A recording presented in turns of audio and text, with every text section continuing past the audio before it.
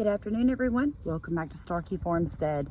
Today's video, we're going to talk about, is clay a blessing or a curse? All right, so what am I dealing with today? I'm actually dealing with the problem of going ahead and getting this soil covered. Now, the reason why I say it may be a problem, we don't have any heavy equipment, and yours truly gets to do all this physical manual labor back here. But I'm excited because I know it needs to get done. The sooner, the better.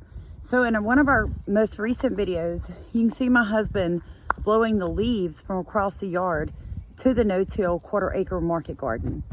Now, it was a lot of leaves. In fact, it was almost a half acre covered in leaves that he blew over here.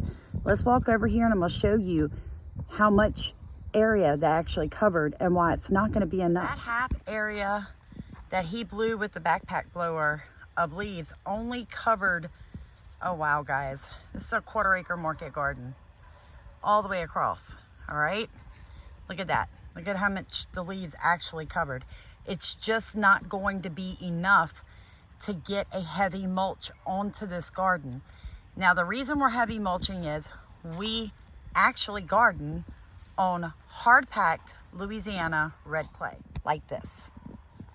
When we started this journey 7 months ago, we could not even get a bowl puncher or a rake or a shovel into this ground, guys. It was seriously so compacted, hard-baked red clay with nothing but grass on top of it for the last 25 years. So the way that we began to amend this soil was we aerated it with a broad fork, the entire quarter-acre market garden that you see behind me, okay? We also put down compost, worm casting, worm tea, comfrey tea. We used a biological organic spray to put biology back into the soil, and we covered it with a 2-foot thick mulch covering of organic hay. Now that's been 7-8 months ago, and in places you can see where the grass has broke through, all back here, okay? Now, the problem for me is, yes, it's the end of December. I've got a couple more months before my spring plants go in, but I have to get this area covered with a heavy mulch for a couple of reasons. I need to soften up my clay. And if you know anything about clay, and this is why so many people curse it, it is like a brick when this Louisiana sun, or anywhere, anytime the sun hits it, it hardens up, guys. And you basically can't work it, okay? So when that hard clay gets the sun directed to it, a couple of things happen that actually makes working in clay a pain, and why so many people feel like they need to till it or cover it and use raised beds. All right, so some of the problems with clay: poor drainage. I found that out the hard way last year when I lost 400 feet of tomatoes, which were supposed to be our biggest seller for our market garden. We totally lost them. I mean, they ended up with fusarium wilt. They ended up drowning. It was really bad. The clay just grabbed onto all the water when it finally dumped in July, and it just poor drainage. I mean, we just couldn't get the water away from the root systems of our tomatoes, and it killed all of them. It hinders root growth. What you see a lot of the time when you're gardening with clay is that the roots stay very shallow, okay? So they end up just running long ways and never going deep into your soil. It's very hard to work clay if it's exposed to the sun or you're in the process of amending it. And sometimes, usually, it lacks any life.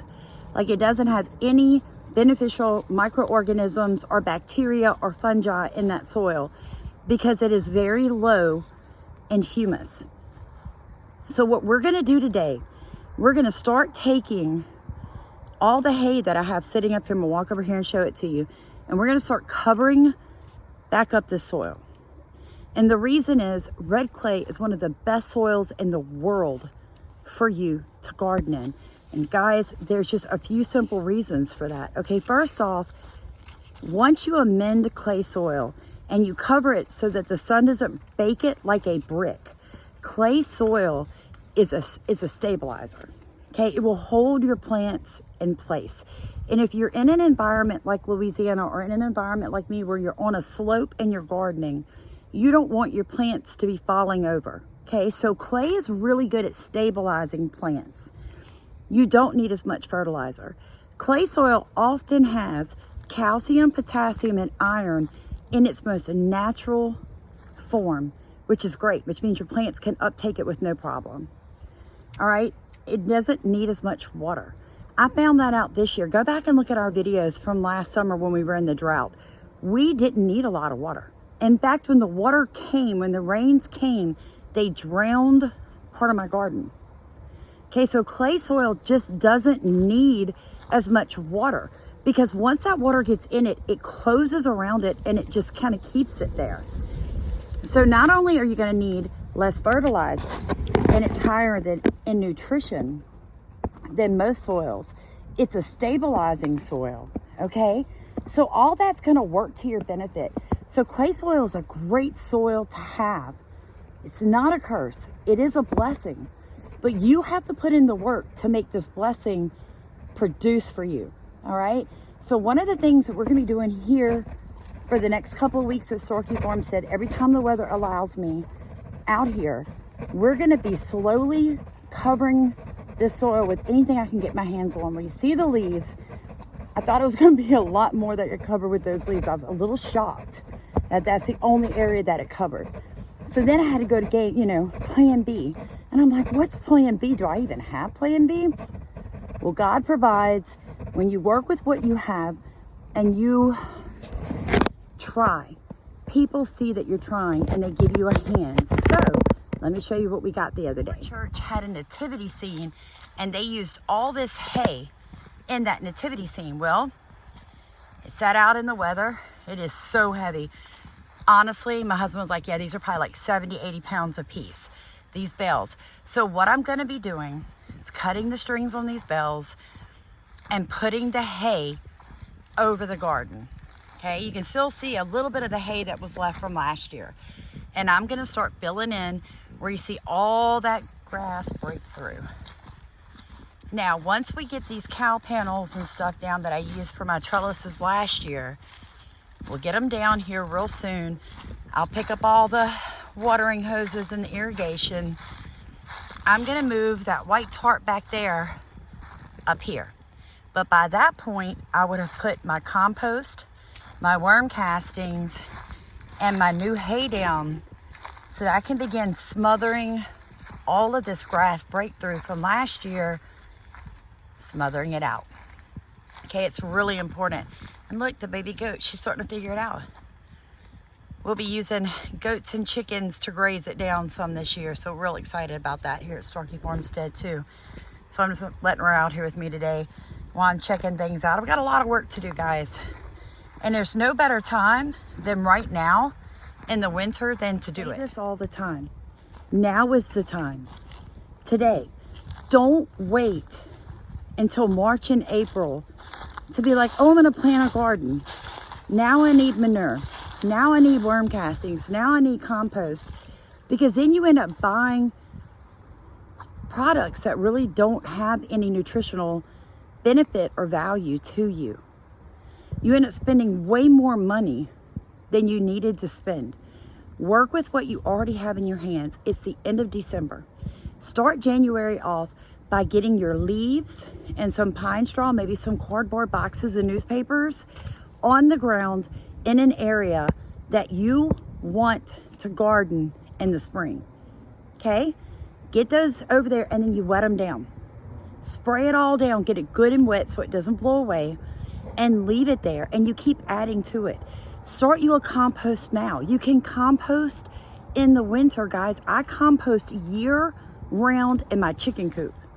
Year round, my chickens are making compost for us here at Storky Farmstead. Year round, my worms are making worm castings for me here at Storky Farmstead. Year round, I'm collecting rabbit urine to go in my soil as a nitrogen fertilizer. Year round, we never stop. Winter's not a stop time. Winter is a prep time. It is a time to take inventory. It's a time for you to say, okay, This is what I need to do better than what I did last year. This is what I need to do now to be prepared for the spring. Can you imagine how much work I have to do? Look at that. I'm doing this solo. I'm almost 50. If Sam can do it, you can do it too. So guys, thank you for rowing in our boat. Thank you for letting us row in yours. I pray that you get outside and you get started, because if you don't start, you will never finish, okay? And do not bite off more than you can chew. Start with a small 10 by 10 spot. Get it prepped, put your leaves in pine straw, your newspapers and cardboard down, spray it. Don't even worry about aerating the soil. Don't worry about anything, just get the soil covered. If you take nothing from this video today, understand this. Today is the day you've got to start covering your soil for the spring. It takes time to build up the humus in your soil. And humus is built by adding things like worm castings, compost, leaves, pine straw, hay. And those things take months to break down to begin building your soil up. So start now. Start today in December for what you want to see in the spring. And I promise you, you will be rewarded for your diligent work. So you guys have a blessed day. Thank you for watching Storky Farmstead. Please like, comment, and subscribe. I pulled the irrigation hose back off this row, and you can see how I'm layering this wet, rotting hay back on top, all the way down. Guys, you have to get your soil covered. The sooner, the better. We always get a few questions about why are there dead plants still in the soil out here. Be very honest with you guys. What we'll do to handle this is we will chop and drop, all right? I will break it off, drop it back on the ground. But what I did do is I left the roots in the soil, okay? I'm gonna come back and I'm gonna cut that even further so nobody trips on it and it doesn't tear tarp when we tarp this area. But dying roots provide a feeding source for your soil microorganisms, soil bacteria, soil fungi, protozoa, the whole 9 yards. The roots of all these dead plants are feeding my soil through the winter, okay? Now, keeping a heavy mulch on top of this soil, it's gonna do a couple of things. It's gonna protect it from extreme temperature changes. I do have garlic all along that backside right there covered in leaves. So I want my garlic bulbs not to rot in the soil. But more than anything, I want my soil to stay productive through the winter. And one way you can do that is to cover it with this heavy, heavy mulch. Okay, you can see where I had grass breakthrough all through the spring and summer and fall here in Louisiana last year. And you can see how thick the leaves are. But it's not going to be enough to kill out this heavy, thick grass over here. So that is where that white tarp is going to come into play.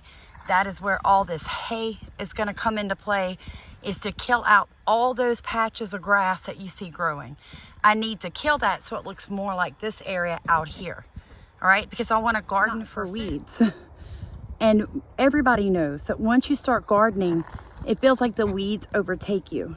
So the methods that we're using to help kill weeds, no till, no dig, okay? That only makes your weed problem worse. All right, we don't feed the weeds in our soil, we feed the soil. And a healthy soil produces healthy plants. And in fact, a healthy soil produces less weeds. For every weed, if you would check and see what type of weed that is, it'll tell you what your soil is actually lacking in that area, and that is why that plant is growing there. So it's really not a weed. It's simply a plant in the right place to heal your soil.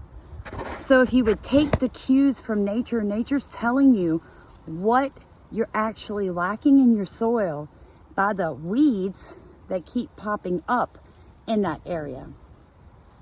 And some of them are like nitrogen fixers, potassium fixers, okay? That's why they're growing there, to actually make that soil healthier. Oh boy, you can tell I've been working. All right, guys, so I hope that this gives you just a little bit of information about soil health. It makes you curious about more. Go back, watch our no-till playlist, okay? It's gonna walk you through exactly what to do from there. The videos are actually labeled. Video 1, video 2, video 3 shows you how to put your string up, right? Your string line, teaches you what types of mulches you can use. It debunks some myths that people like to put out there about this type of farming. I'm forming a 1/4 acre no-till organic regenerative market garden, and I do 80% of the work by myself at almost 50. So I'm telling you, this is not an easy job, but it is a rewarding job. And if you're gonna garden the way nature gardens. Heavy mulch, you don't use a whole lot of water. When it rains, the mulch will grab onto that water. I'm telling you, this is the only sustainable way to garden, guys. You need to get your worm castings, your compost, your leaves, your mulch into your gardens now. Have a blessed day. Thank you for watching. Doesn't that look so much better? Wow. I love putting heavy mulch on. This was 2.5 square bales of hay, guys. We stopped right here, so I'm thinking about 150 feet covered. Come on, little one. All this got covered on this side.